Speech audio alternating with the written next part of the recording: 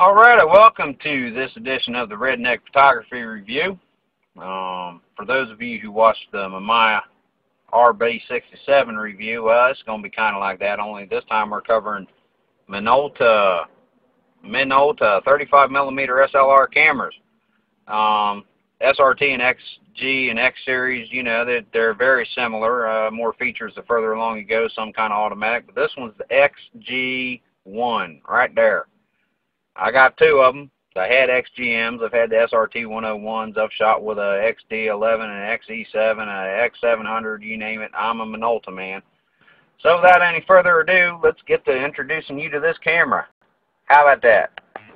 Alright, we're going to look at the top of the camera here. You got your film crank rewind there, and you pull it out so that way you can pop the back of the camera body open. Every once in a while, I'm going to look at the camera and it's going to go like this. So, you know, I'm in the Jeep again, so please excuse me.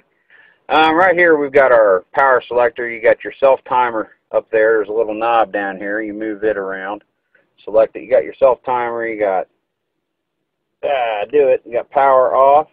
You got power on, and right down here on the bottom is your battery check. BC. That's your battery check. You put it down there if you want to check your power.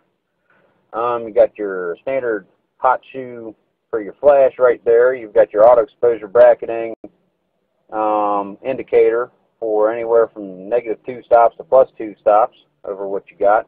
You just it'll tell you what shutter speed does it whenever you move that around. You've got your auto exposure setting here along with your other shutter settings at 1,000th of a second, 500th, 250th, 125th, 60th, 30th, 15th, 8th, 4th, half, 1 full second, and your bulb setting. Your ISO setting, ASA setting, is right there for your film speed. You pull that knob out and move it around. That way you can adjust your film speed. This little button right here, if you put it in auto exposure, it'll lock into place. So you push that button to release it. This is your film crank. This is your exposure counter, and this is your film load indicator. And let's move on to the bottom of the camera. This is just part, like if somebody was to be working on the film crank mechanism, it's easier to work on it. That way they can release it, pull it out the top. You got these contacts right here. They're for if you want to mount a motor drive to the bottom of it. It's got an electrical contact, so that way it'll drive the film forward.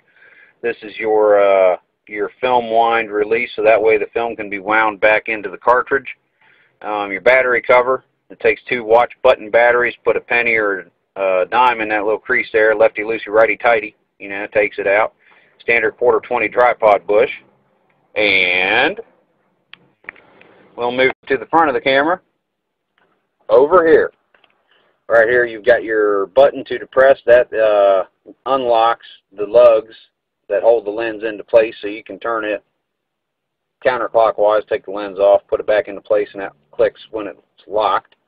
Right there is your shutter cable mount. Threads into place. If you've got a fatter, most of the small ones like that, if you've got a fatter one, they make L adapters, which is a little 2-inch cable that comes out at an angle, so that way you don't have to worry about clearance issues. Down there, that's where you mount your X-Sync cord for your flash use. Over on this side, remember the battery check? Well, that's the light that lights up. If you've got good power and you do a battery check, that'll light up bright red. If it doesn't do bright red or blinks, then you know you got to replace the battery sometime soon. Now, what I love about these cameras, they are so modular. I mean, you got your SR series all the way up until your X700s. They all took pretty much the same lenses, either an MC or an MD Minolta 3-lug bayonet mount. 3-lug bayonets were on almost every SLR film camera made by Canon, Nikon, Minolta, Pentax, 70s and early 80s. Some of them took threaded filters with a metric 42 millimeter thread. They made adapters so you could put them on the cameras that had these. You see these little raised spots right there? See them? They call them lugs. There's 1, 2, 3. 3 lugs. And your little aperture control lever there, they call that the bayonet. 3-lug bayonet. This is a Rocore 45mm MD mount, and it's got f2 to f16 is your aperture range. Really good lens. All the lenses they make are great. I mean, they got all kinds of them. Vivitar makes some. This is a 28mm. And something else that this is really cool with, they make tele-extenders, doublers, teleconverters, whatever you want to call them, and you mount the lens right onto that, and you mount that right onto the camera. It's a magnifier. It basically doubles the focal length of the lens. You might have light fall off issues, and you're going to have to double the aperture because you're extending the focal length, keeping the same aperture diameter, so you got to account for that. But as long as you're metering through the lens, no worries in the world. Really brings the image in. I'll tell you what, really works good. And there are other things. I mean, we've got the flash units. Vivitar makes some flashes. This is a Minolta that I use with mine, the Minolta Auto 280px. It's got your standard shoe, your hot shoe mount there. This little disc here, spin it to tighten it down on the edges of it, loosen it to do that. Got your battery compartment there.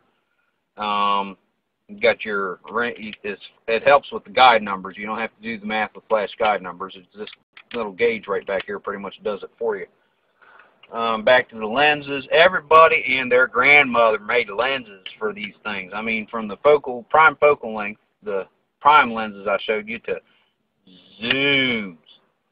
I say it again, zoom lens. They got this. They got the type where you turn a ring down here and they zoom out. And this is another 1, 2, 3 lug bayonet. This one is made by Albinar. I've had some made by Solagor. I've had some made by Vivitar, Quantaray, you name it.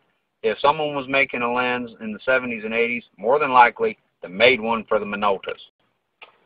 So that's the shot around the Minolta XG1. Like I said, similarities between all the X and S series cameras for Minolta, and the year range anyway for Canon, Nikon, Pentax. There's a lot of similarities there as well. They were pretty much sister cameras.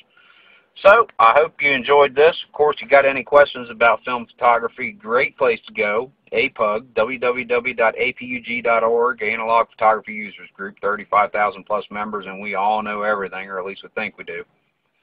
All kinds of places you can go to get information on the internet. You probably got some local photographers who still carry these archaic things, which, by the way, they work a whole lot better than most of the cameras come out anymore anyway, in my opinion.